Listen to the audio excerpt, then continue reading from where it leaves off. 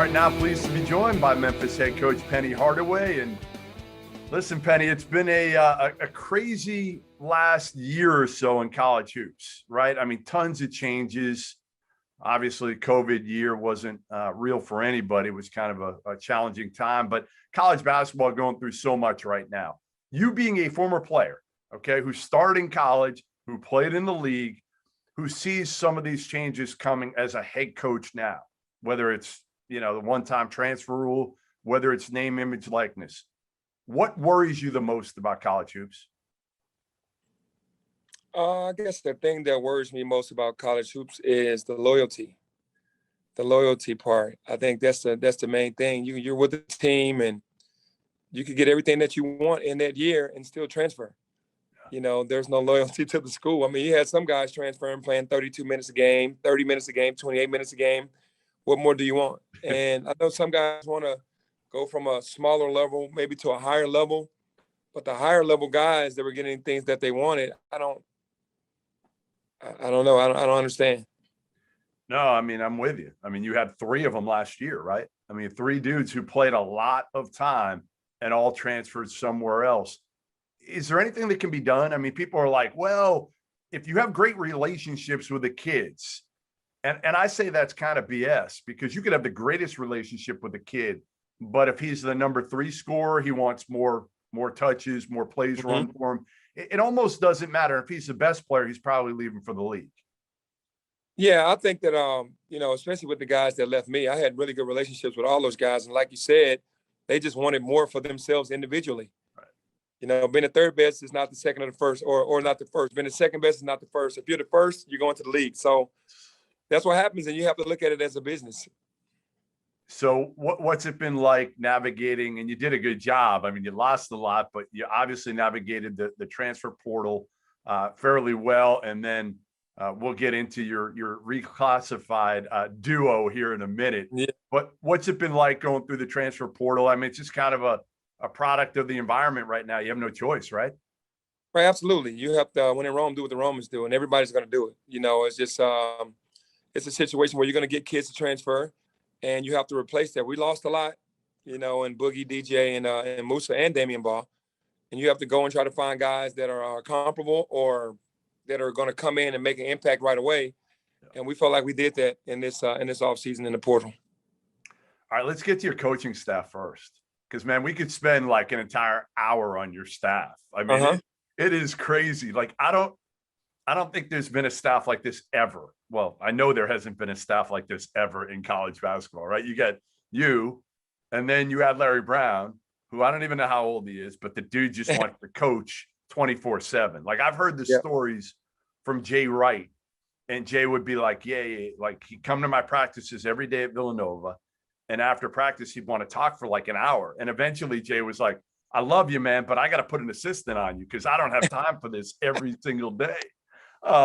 What's it like having Larry Brown, and what was that decision like to bring him aboard? No, it's great having Coach Brown because, like everyone knows, he's a wealth of knowledge.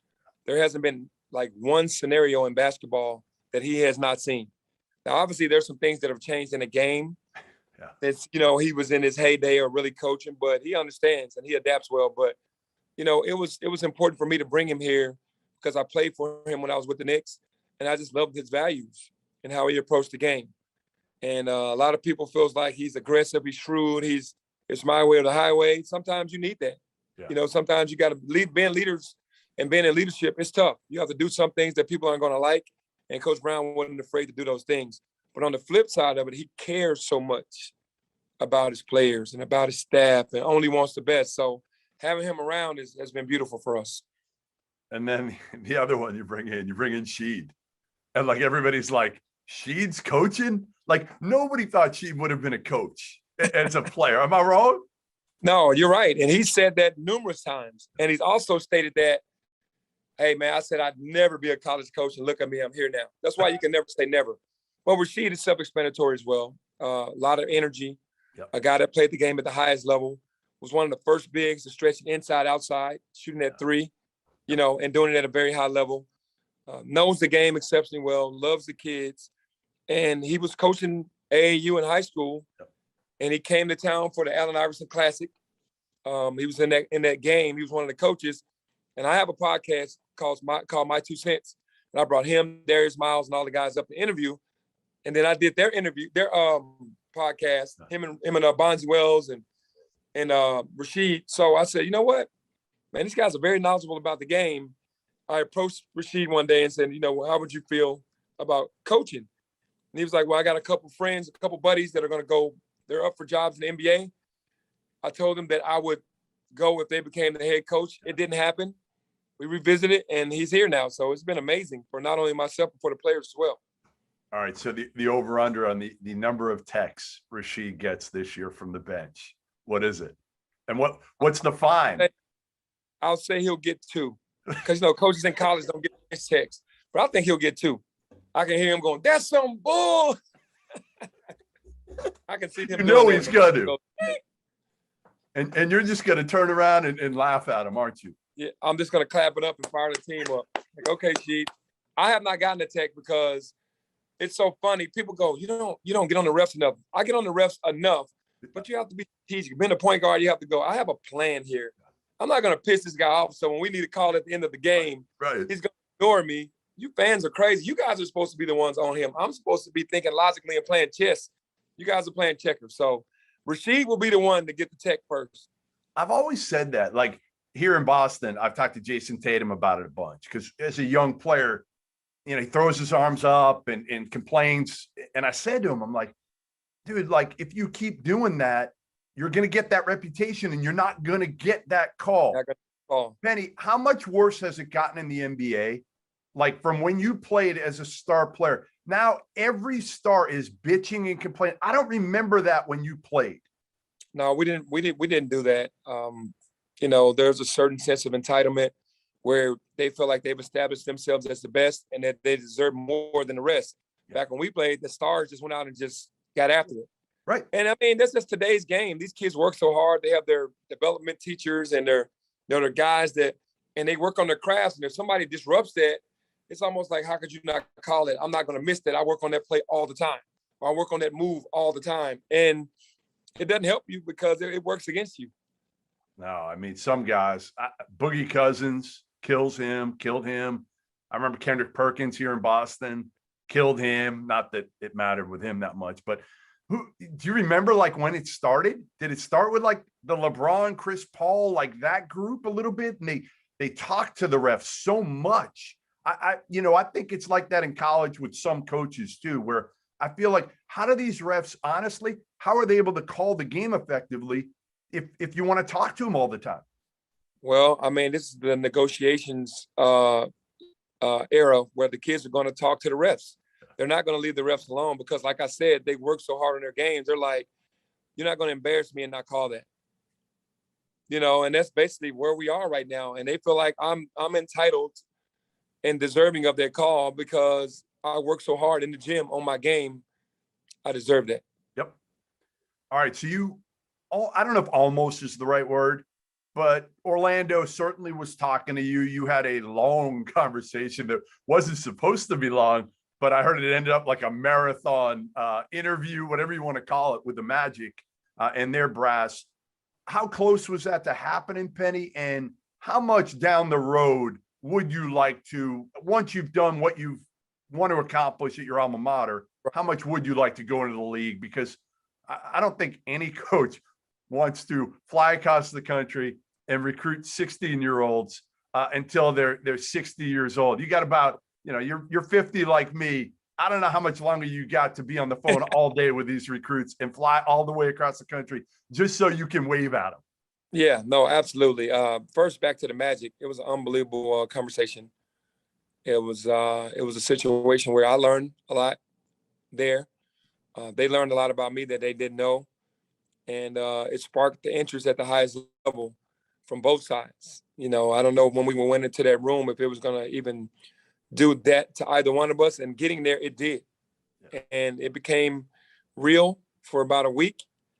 Very real from their side and from my side. And then obviously with me not being in the league over the last 13 years, a lot of things have changed. It's not about just the staff making decisions. It's about the whole entire organization making the decisions together collectively. which I'm fine with because I can adapt to anything. And it became really real. And I was proud of Jamal, who I've seen grow over the years, Mosey, with paying his dues, being under some really great tutelage and coaches in the league, and to be rewarded like that, that was awesome for him. But for me, yeah, one day, once I've accomplished the things that I wanted to accomplish at Memphis, I would love to coach in the NBA. I would love for it to be Orlando. Not knowing whatever happens, and that's no knock on Jamal or anything. That's just kind of where I kind of hung my hat. That's where I made my damage known. But if another team comes later on in the next years to come, and then I'm definitely going to look at that very seriously as well. And it's like you say, I don't know how much longer I could do it with the recruitment at the highest level. I have so much respect for Coach K, Coach Cal, Coach Self, Coach Huggins, all these coaches, Coach Hamilton, Coach Thompson when he was living, rest in peace. Coach Chaney, rest in peace. Those guys did it for so many years. That's extremely tough. And for me, I don't know if I could do it that long, that tenure of 20, 30 years, Before we move on, let me tell you guys a little bit about our partners over at BetRivers Sportsbook. If you haven't signed up for BetRivers yet, now is the time because they are offering a $250 match bonus for your first deposit. But what sets them apart is that they require just one playthrough to turn your bonus into cash money. With their Rush Pay instant approval, withdrawing your winnings is safer, it's more secure, and it's more reliable. Now that basketball season is tipping off, get in on the action at betrivers.com today or by downloading the BetRivers iOS app. You must be 21 years or older. If you have a gambling problem, call 1-800-GAMBLER. And while I got you here, let's talk about the Field of 68 Media Network, where college basketball matters most all year round.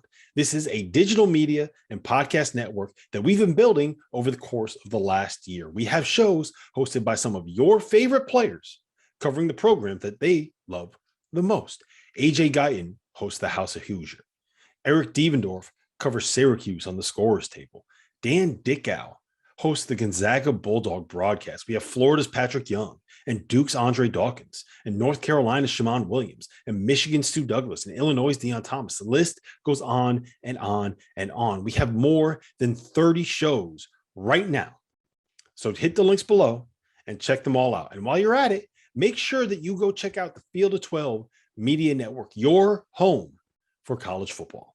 Well, you know what, Big John and John Chaney, rest in peace to both of them.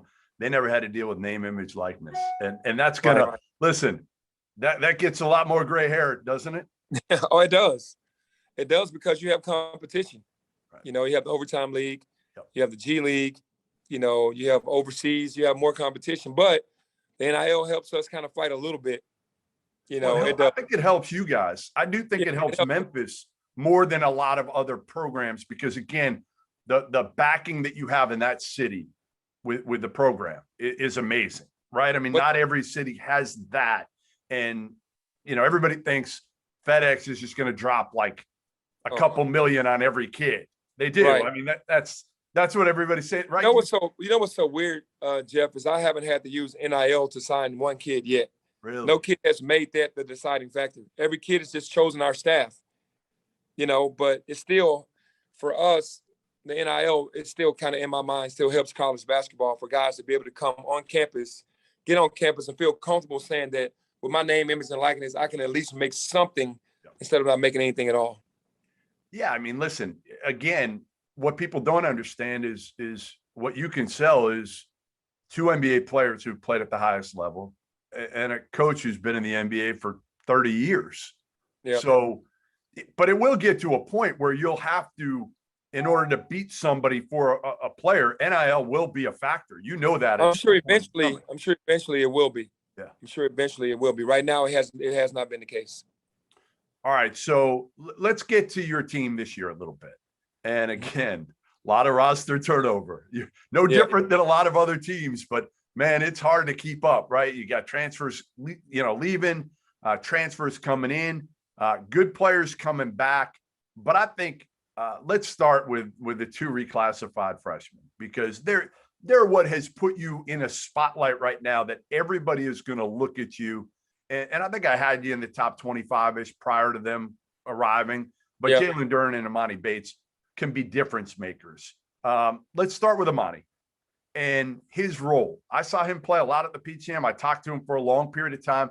And the first thing I want to say is I think he gets a bad rap in terms of how people maybe view and talk about him. He is a sweet kid. He's shy. He's quiet. And he is talented, Penn. I think they just to speak on that, they take his competitive edge and they use it to be more of an entitlement phase, a prima donna phase, a guy that's cocky. He's very confident in who he is, and he wants to compete at the highest level. And the way he expresses himself, it bothers some people, but that's just who he is. He's not trying to disrespect anyone. He's trying to say, hey, I'm here to fight. I'm here to compete on every single night. Now, the way that he's played in the past, where he's had to be the majority scorer, and people see him taking a lot of shots and all that, they think that he doesn't want to play with better players, that it all has to be about him. And when I finally started talking to him and building a relationship, I learned very quickly that that's what he wanted to. He wanted to get rid of that image that people had of him. He wants to play with better players, and he wants to be a part of a team. And getting him here, I understood that about him. He wants to be the guy that be the team first guy. He wants to be the guy that averages 6 to 8 assists. Yep. He wants to be the guy that wins all the scoring and everything. He's done that in his career at the early age. He's only 17 years old. Yeah. You know, and you think he was 30 years old by the way that people have, put him in the spot over all these years. And it's been unfair. He has admitted to some immaturity in some phases of his career, but it was so much pressure. He was just trying to get the pressure off of him. But as far as an unbelievable player, showing leadership through his hard work, being a great teammate since he stepped on campus, it's been a blessing to have him here. So when I saw him 2 years ago, it was just score. That's all I saw from him. Mm-hmm. This past summer, and I said this to him, the thing that really blew me away was his court vision and his ability to pass. Now, he's still a scorer at his core. Yeah, for sure. No doubt about it. But he's got some of that, and who better to learn the point guard spot and how to do everything than you. So how much do you envision playing him at the point this year? How will you use him? Yeah, I will play him at the point a lot. Obviously, smaller guards are going to try to get under him. But he's going to, by the time season starts, he's going to know because we have fantastic guards that get up and pressure him. And he's actually game mode already right now in practice because of Tyler Harris, because of Alex Lomax, and because of those guys that can get up and pressure. So he's learning on the fly, but I'll play him at the point guard a lot. But the one thing that he doesn't get credit enough is the vision, the passes that he's made already in practice. Man, when he has the talent around him, he looks special. It looks very good. Yeah. Things that people probably hadn't seen him do on the previous teams that he's been on, he's doing that now. But he's always had that. You can tell that doesn't happen overnight. Right. He's always had that. He's always kind of pretty much had the mindset, I got to do what I got to do. If I got to go get 40 or 50 for us to win, I got to do that. Now I know I don't have to get 20, 30, 40, 50 every night. I got a better cast. Yep. He's learning how to use this guy. It's kind of liking it to how LeBron did when he first went to Miami, when he had Ray Allen, Mike Miller, Shane Battier, and all those guys around. And D-Wade, he's learned how to utilize playing with Chris Bosh and all those guys. That's what Imani's doing right now and loving it. So he goes with Jalen Duren, who he played with in the summer, and they've got a good friendship. I was able to see that in Augusta. So that probably makes them both more comfortable coming to Memphis. But Jalen is a 6'9" man-child. I mean, he's just big, strong, athletic, tough, all of it. The one thing he's not, Penny, or I didn't see it as much, is super skilled. But my guess is Rasheed is going to work with him on that all day, every day to kind of expand that game and be able to step out and shoot it from the perimeter. Describe Jalen's game and kind of, again, how you foresee him fitting in with you. The great thing about Jalen's game is he is who he is. He knows who he is. He doesn't even apologize for knowing that he's a rim runner. Really? That he catches lobs, that he rim protects, that he sets great screens, he sprints in the screens. That's great. But what he also knows is that I want my game to evolve. He wants to be a higher skilled player with the ball in his hands. He wants to be able to stretch it out to the NBA 3. He wants to be able to, which we're going to have him doing, flash to the mid post and play out of it like the Princeton set, like the Joker does, Jokic does in Denver. He can do all. He's a great passer, has a high IQ. So to me, he's a guy that doesn't have an identity crisis. Whatever any team that wants him to do, he's going to do it to the best of his ability. He's going to understand that this is what's going to help us win. And he's willing to do whatever it takes. And both kids are very coachable. They are. I mean, you could tell. Like, that's one of the things that, again, blew me away about both of them and was lost with Amani. Like, the biggest, and I told him this, the biggest, the time when I was the most impressed with him was when he was on the bench with Team Final. And he was the first one up, yelling, screaming, congratulating dudes, just happy for his teammates. Because, again, people had this kind of perception of him that it was all about him. And I don't think that's accurate. I really don't. I think that's completely inaccurate. And I think that was one of the ways that that he showed it. Now you just got to get him to defend consistently. Yes, that's the one thing that he said as well. Well, that's another thing that he said. He said, Coach, I'm not a great defender. I want to be the best. I want to be a great two-way player. I know my weaknesses. I know where I'm at. And he said, I need you to challenge me every day on that. I said, you don't have to worry. I'm going to challenge. He wants it. Yeah. So he knows his weaknesses. He's admitted it to me. And he's like, hey, I'm not terrible, but I'm not where I need to be for what I can bring offensively. I want to match both sides. Yep. I want to mirror one another. And I told him it's going to take hard work. It's going to take a lot of hard work because now you have to exert a ton of energy on defense. Right. How much energy you're going to have on the offensive end now when everything was pretty much on one side of the ball. Yes. But he's ready for that challenge. All right, so you got these three dudes coming back that, listen, Landers, DeAndre, Lester, were all good last year. I mean, they all put up, double figures for the most part. And now they got these young bucks coming in, and everybody's going to talk about these young guys, right? Yep. Let's face it. We're doing it already. Who did I start with? I started with these two young guys.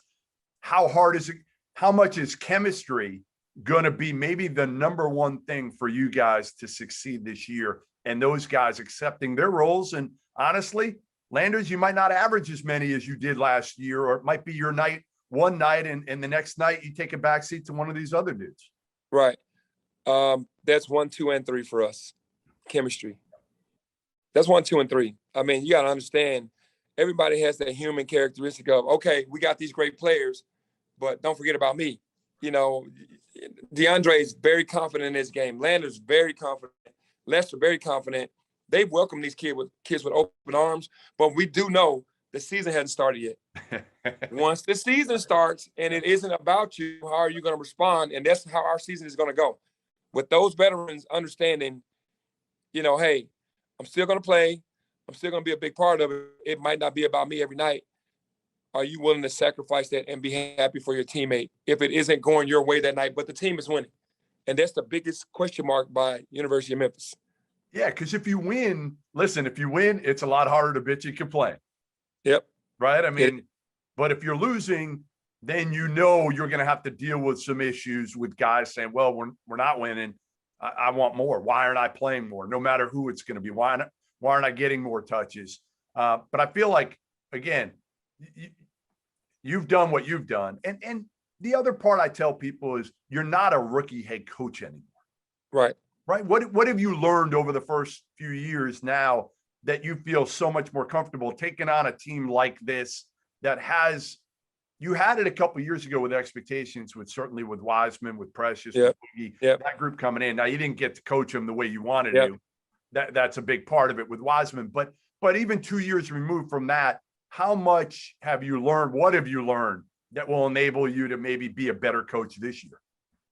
The biggest thing I've learned, Jeff, and I talked about this the other day when I sat back and was like, what is the biggest thing I've learned? It's almost like the Greg Popovich way. The culture overrides everything. Yeah. Where in the past, you kind of let some players kind of get away with some things and still play. Yeah. Now there's non-negotiables and zero tolerance if you're not buying into every single thing that we do. We're going to actually play the players that are going to do exactly what I'm telling them to do. And I know we'll win that way. Yeah. You'll make an NCAA tournament. You'll compete against the better teams. If we do that and hold them accountable and keep them on that path, then there are no excuses. You actually have to do exactly what we're saying. That's from the stars, from Imani to Jalen to Landers to Lester to DeAndre. Nobody's an exception to that rule. You can't bend a little bit. Because if you do, you lose your team. that's where I've grown the most, because in the past, being a player, you kind of allow players to, Sure, to mumble here, to be, unhappy here, there. Because you've seen it. You've seen it. You've probably done it in the past. Right. Let's be honest. Yeah. And then you just go, okay, the coaches that win, these are the rules. It's in black and white. You see it. If you can't abide by those rules, then you can't play, or you won't play much. Right. Especially in college, right, Penny? Yeah. In college, you have to. Right. The league is different. College, you have to believe in that culture. You have to sell your culture.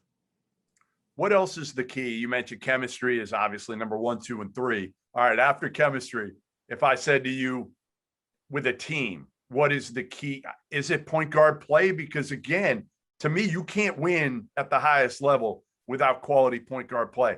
Amani, Alo, I mean, what do you do here if the Amani experiment doesn't work at the point?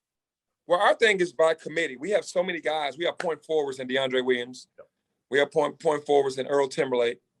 Yep. So it's like the way we run our offense. You don't have to have like the stereotypical PG, because we're not a system. We play out of concepts. Right. So that helps us not having to have a floor general every single time bringing the ball up to get us calmed down, to get us organized and all that, which is what great point guards do. For us, we can take a 6'9" guy and have him bring the ball up and still get into our stuff. Earl, I saw is injured. What, he had surgery in the offseason? Yeah, he's like 90% right now. So he's almost back to 100. And he is a phenomenal piece for us to have because of his toughness, his playmaking ability, his winning attitude. Just love everything about him, man. He's an assassin. What don't you have on this team that you wish you had? Is there anything?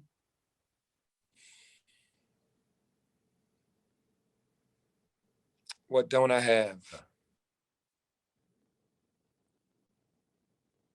I think, honestly, you could talk about having that stereotypical point guard. You could talk about having that. Right, alongside one of these guys. Alongside one of the other guys, because Alex can do it. Yep. Imani can do it. But you don't have that all-around guy. You know what I mean? Like that elite. Sure. And that's knock on my guys, because Alex Lomax is one of the best defenders in the country and is going to work his ass off. He's a great backup. He's one of the best backup point guards in the country. Absolutely. He is. And Imani is a puppy. Yeah.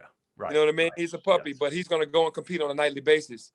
But I think the biggest word that you said, what's the next thing that besides chemistry is sacrifice. Yeah. Yep. They're going to have to, right? They're going to have to sacrifice. It's not going to be big numbers. One guy's not going to get 40 on a given night. It's just not going to happen. Right. It's just the way our team is built. There's so many weapons. It's just not going to happen. Everybody just has to be happy for one another. And if you play the right way, then things are going to happen the way that they're supposed to happen. Final question for you. Pressure. Do you feel it a little bit? I mean, you haven't gotten the team to the tournament yet. Again, it was hard a couple of years ago without Wiseman and you were young. Do you feel it? Do you want it with this team? No, I do. I want that extra feeling of, okay. And I told our whole team and our staff, we haven't done anything yet. That's why we're not getting our respect. So that adds the pressure to be like, all right, we know who we are. We know what we have to do. And that edge to have on your shoulders every single day, the chips on your shoulders is what I want. So that pressure is wanted and needed at the same time, because once you just relax, we have no time to relax, I should say, because we have not accomplished it. Yeah, we had the one season with the COVID when James left. Yeah. But James gone and DJ Jeffries was hurt. Right. We don't know what would have happened then. The first year, I inherited Coach Tubby's team. Last year was an NCAA team, and we didn't believe in those two words. Chemistry and sacrifice weren't the two top words. Yep. Now you have the best roster I've had. Let's see. Should be in, right? I mean, honestly, this should be a locked tournament team, shouldn't it? Absolutely. That's no doubt in my mind. No doubt in my mind. All right. Well, listen, there you have it. 50-year-old Penny Hardaway. Did you turn 50? You did, right? I did. I know you're right there with me. You said it did not affect you at all. It did hit me a little bit. I'm better now, but I won't lie to you. When I turned 50, On the day, I was a little screwed up. No, I'm enjoying life because everything that we're going through in our society, turning 50 is a blessing now. No, you're right. It used to be, oh my God, I'm turning 50. Now I'm turning 50. I'm still here. I'm alive. I'm happy. I'm well. I just don't like all the gray hair I got. I know, me too. I have gray. It's not good. That's the part, when my daughter starts telling me, I got a bald spot growing and hair's getting grayer. Come on. Like you gotta be nice to, if you want me to give you money, you gotta be nicer to me. Absolutely. Don't be mean to me. Exactly. All right. Thanks, my man. I appreciate it. Hope all is well. And thanks for joining me. No problem. Thank you.